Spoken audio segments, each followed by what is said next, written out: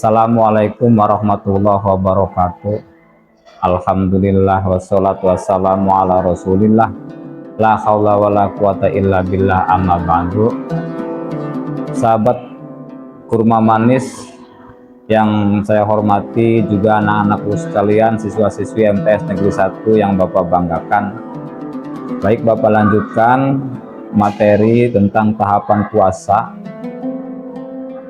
Yang pertemuan kemarin itu adalah sampai kepada Quran surat Al-Baqarah 185, bahwa puasa untuk tahapan yang kedua yaitu tidak ada khiyar. Siapapun yang sudah kena wajib maka wajib melaksanakan puasa. Bagi yang berhalangan maka juga wajib hukumnya untuk menggantikan pada hari yang lain. Fidyah ada, tapi hanya untuk orang yang sudah tidak mampu, sudah tua, sudah tidak bisa melaksanakan puasa. Kemudian kapan dimulainya puasa? Apakah sudah seperti sekarang?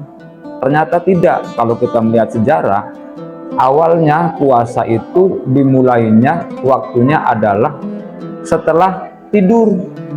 Jadi kalau misalkan malam itu kita tidur jam 8, atau misalnya kalau di kita ini habis sholat isya, maka begitu bangun jam 10 sudah nggak boleh makan sampai paginya, sampai kemudian datang waktu maghrib esok harinya. Jadi tidak ada istilah sahur.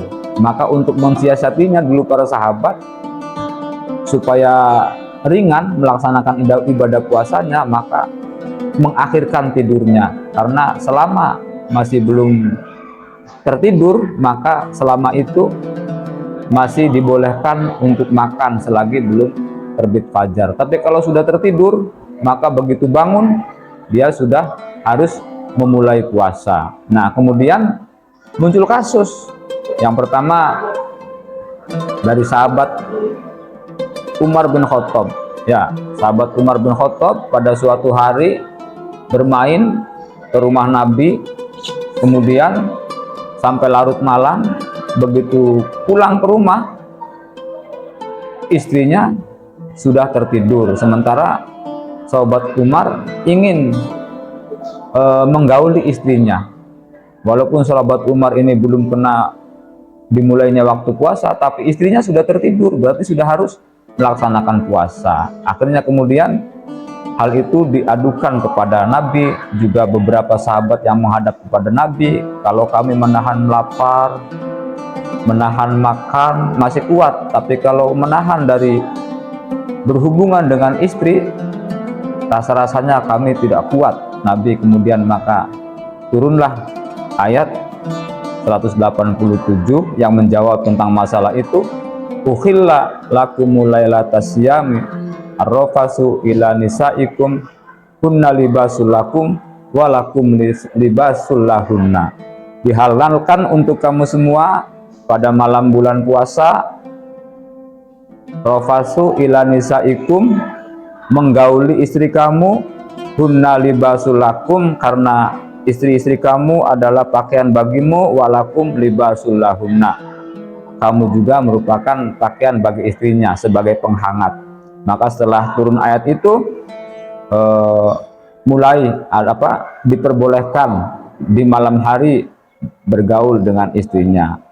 Kasus yang kedua, ada sahabat yang bernama Qais bin Sirma.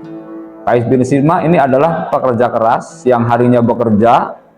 Kemudian Qais bin Sirma pulang kerja, sesampai di rumah tanya istri apakah ada makanan. Kemudian istri bilang tidak ada.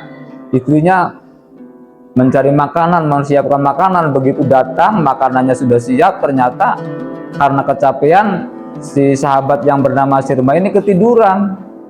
Begitu bangun, ya harus sudah mulai puasa, karena belum ada aturan tentang seperti sekarang. Puasa itu kalau sudah tertidur maka harus dimulai puasa.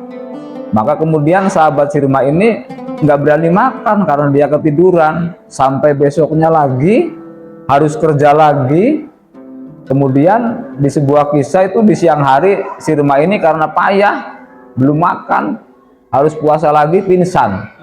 Ini diketahui oleh Nabi, ini kenapa? Kemudian diceritakan bahwa dia waktu berbuka ketiduran sehingga ya harus berpuasa lagi, begitu bangun padahal belum makan, belum buka, harus puasa lagi. Maka kemudian dijawab oleh ayat Al-Qur'an, wa kulu washrabu hatta yatabayyana lakumul khaytul abyadu minal khaytil aswadi minal fajr.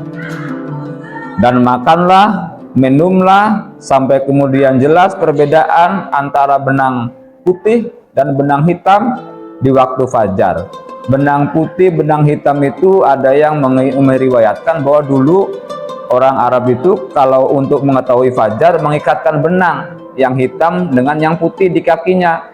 Kalau sudah terlihat perbedaannya, maka itu tandanya sudah fajar. Nah, kalau sudah fajar, summa atimmu siyama ilal lail, maka kamu sempurna kamu puasa kamu sampai kepada malam hari kalau sudah muncul fajar. Itulah sampai sekarang kemudian. Jadi puasa yang kita lakukan sekarang ini ada prosesnya. Dan kalau disimpulkan, puasa yang dilakukan oleh umatnya Nabi Muhammad ini adalah puasa yang paling ringan dibandingkan dengan puasa sebelum umatnya Nabi Muhammad atau bahkan ketika zaman sahabat. Karena kita sekarang tinggal enaknya sajalah, nyaman.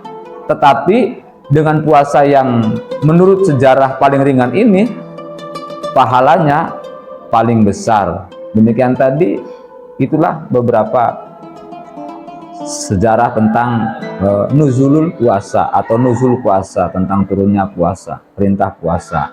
Mudah-mudahan bermanfaat, dan saya akhiri. Assalamualaikum warahmatullahi wabarakatuh.